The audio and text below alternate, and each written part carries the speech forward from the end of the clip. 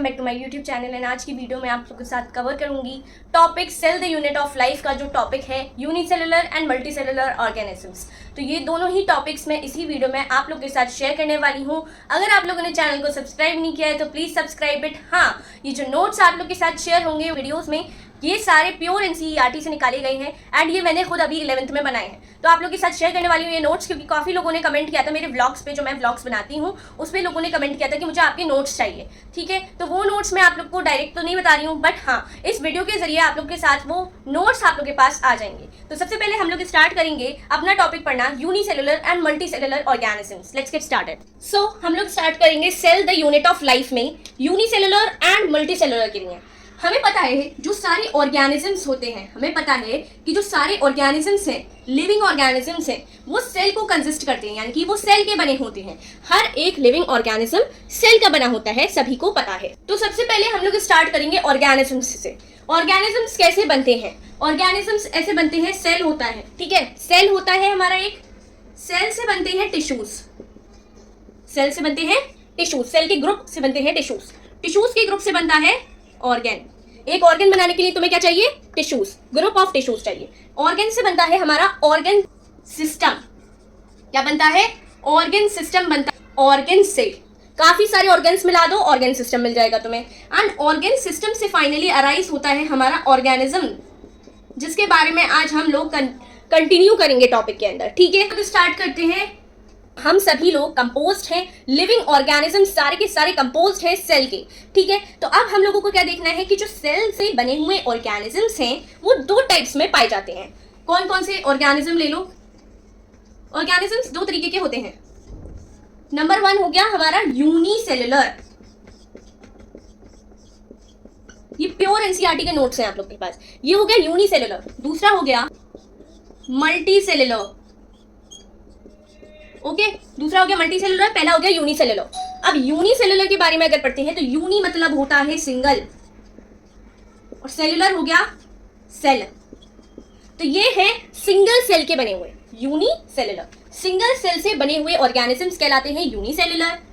Multicellular, multi means more than one, you can say एक तरीके से मोर देन वन सेल, एक से ज्यादा सेल से मिलकर बने हुए ऑर्गेनिजम्स हो जाएंगे मल्टीसेलुलर ऑर्गेनिज्म। बेसिकली आपकी एनसीईआरटी में लिखा है इसकी इंडिपेंडेंट एग्जिस्टेंस होती है। What does independent and existence stand for? तो इंडिपेंडेंस एग्जिस्टेंस होता है कि भैया यूनिसेलुलर जो है अपनी एग्जिस्टेंस इंडिपेंडेंट रखते हैं, मतलब ये किसी पे डिपेंड नहीं करते दूसरे फंक्शंस को परफॉर्म करने के लिए। यूनिसेलुलर का एग्जांपल ले लो अमीबा। अमीबा तुमने एग्जाम्पल ले लिया। अब अमीबा क्या करेगा? एक्सक्रीशन भी खुद कर सकता है, डाइजेशन भी खुद कर सकता है, किसी और की हेल्प नहीं लेगा। अमीबा किसी और की हेल्प नहीं लेगा। यही यूनिसेलुलर की एनसीईआरटी में लिखा है कि भाई ये इंडिपेंडेंट एग्जिस्टेंस करने वाले हैं, यानी कि ये सारे परफॉर्म करेंगे खुद के फंक्शंस अपने आप ही। ठीक है, लास्ट में मैं अपने कॉपी के नोट्स भी आपको दिखा दूंगी, सो दैट आप लोगों को पता चल जाए कि एनसीईआरटी से ही लिखा हुआ है ये सब, यहाँ पर जो पढ़ा रही हूँ मैं। ठीक है, तो ये क्या है? सिंगल सेल से बने हुए हैं, अमीबा है एग्जाम्पल इसका, अमीबा हो गया। एंड यू कैन से बहुत सारे इसके एग्जाम्पल के, amoeba, bacteria, protozoa and east. East एक एक्सेप्शनल है, ईस्ट एक एक्सेप्शनल यूनिसेलुलर फंगाई है, यूनिसेलुलर फंगाई एक एक्सेप्शनल यूनिसेलुलर फंगाई है। बाकी सब आप लोग ले लोगे किसमें? मल्टीसेलुलर के अंदर, कि जो मल्टीसेलुलर वाले हैं इसके एग्जाम्पल्स हो गए animals and composed of many cells, बहुत सारी सेल्स के लिए कंपोज करेंगे। तो हमारा जो टॉपिक था वो तो हमने कवर कर लिया। एडिशनल एक लाइन आप लोगों को बताऊंगी मैं। Anything less than structure of cell does not ensure independent living. ये लाइन याद रखना बिल्कुल। ये लाइन पता है एग्जाम में कैसे पूछ सकते हैं? इस लाइन को सबको समझाओ, ये पूछा जा सकता है। एंड कह सकते हैं कि anything less then a dash does not ensure dash. हाँ, एनीथिंग इसका मतलब क्या है ये समझा देते हैं हम आपको। अगर कोई भी स्ट्रक्चर ऑफ सेल है, सेल पता है कैसे बनता है? सेल आता है, सबसे पहले सेल तो पैदा नहीं हुआ था, सबसे पहले आया होगा एटम, एटम के बाद आया होगा सिंपल मॉलिक्यूल्स, सिंपल मॉलिक्यूल्स के बाद आए होंगे complex molecules, and complex molecules के बाद सेल ऑर्गेनल्स आएंगे, सेल ऑर्गेनल्स आएंगे, तब जाके सेल आया है, तब जाके सेल आया है। तो अगर कोई स्ट्रक्चर सेल से छोटा है, छोटा इन द सेंस ऐसा नहीं कि छोटा बड़ा वाला चीज कह रहे हैं हम, नहीं, अगर कोई सेल से पीछे है, ये सारी चीजें क्या है?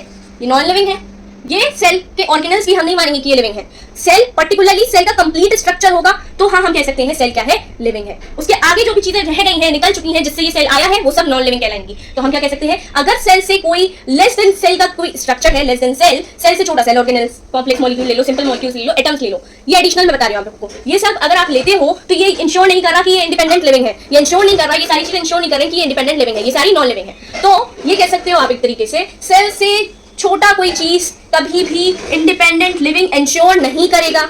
जरूरी नहीं है सेल से जो भी पीछे चीजें रह गई हैं वो लिविंग होंगी, इंडिपेंडेंट लिविंग होंगी। इंडिपेंडेंट लिविंग हमेशा सेल रहेगा।